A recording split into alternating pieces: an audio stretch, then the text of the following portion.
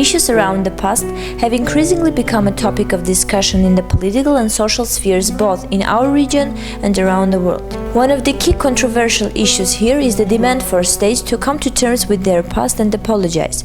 Never Again, Apology and Coming to Terms with the Past is a joint project of the Open Society Foundation and Anadolu Kültür. At the center of the exhibition lies the issue of how states face up to past violations of human rights, massacres, and crimes against humanity and apologize. Project coordinator Asena Günal talked to CivilNet about the project and the exhibition.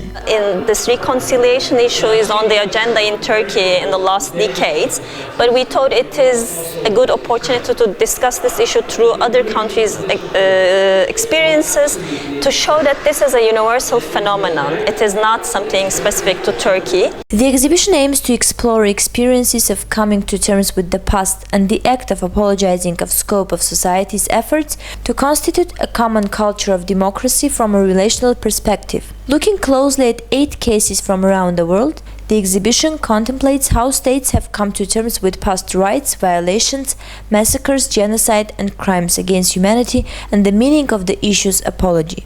8 cases, in 7 of them, there is an official apology. Only in 1, in France and Algeria, the apology is still awaited. And we chose these cases according to their historical significance and according to their relevance to Turkey.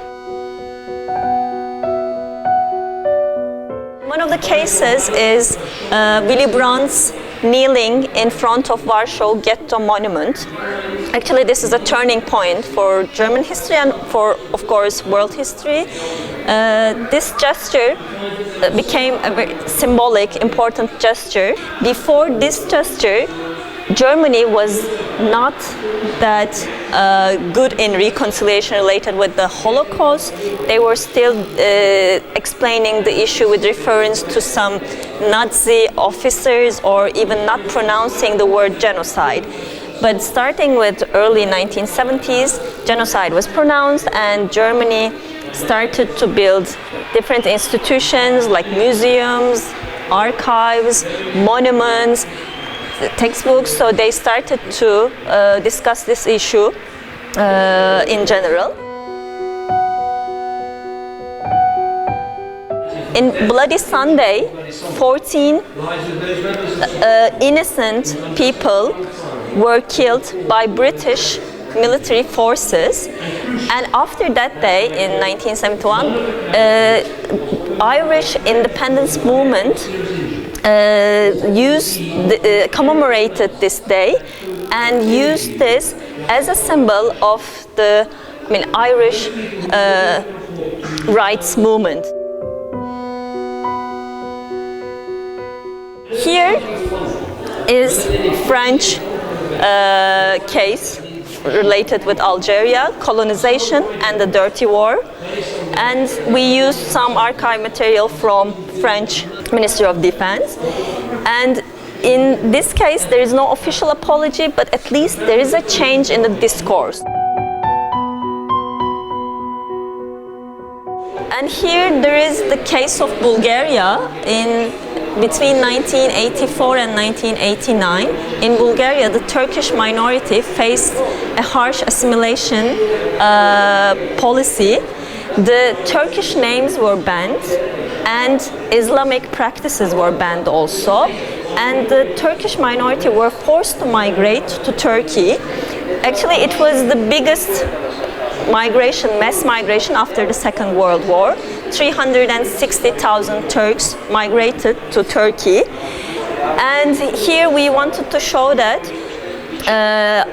after the democratization and the process of being a member of European Union, Bulgaria started to have a more open and democratic policy towards its minorities, including the Turkish population.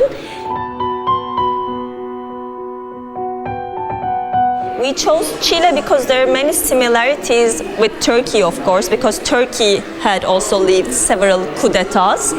And in Chile, we put this video at the center because this ceremony shows the transition to democracy It is happening in the National Stadium in Santiago, but this stadium was used to collect political prisoners and to kill and to torture them during the coup d'etat, immediately after the coup d'etat. In this ceremony, the new president, after transition to democracy, the new president, Patricio Aylwin, makes a speech saying "Nunca más," never again. So this is the title of the exhibition. This phrase is repeated here in Spanish as "Nunca más" and in Cameroon and Roots speeches as "never again." We selected Srebrenica too because it is one of the cases that Turkish people can relate easily. In Srebrenica, actually, there is not a big popular support for the apology because war was recent and people are saying, Muslims also killed us, which is very typical. But the process of being a member of European Union accelerated it, and an official apology came afterwards. In this part, we are also exhibiting Scorpions tapes, which is a video showing the killing of the Muslim Bosnians by this paramilitary forces, the Scorpions. It is quite cruel.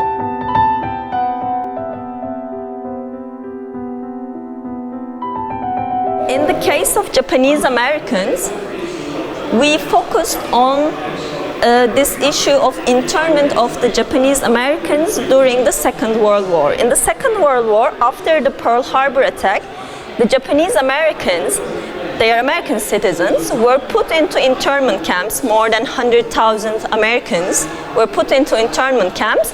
But years later, especially with the struggle of the third generation Japanese Americans, American presidents apologized and paid compensation. We focused on Australia and the apology from Australian Aboriginals and Torres Strait Islanders. This is a practice called stolen generations. For almost 100 years, more than 100,000 Aboriginal children were taken from their houses, were taken from their parents and put into camps to be trained to serve as waitresses, servants in the houses of the white people. Even though the Armenian genocide was not included in the official exhibition, many visitors expressed their ideas and feelings about the Armenian genocide in the apology book.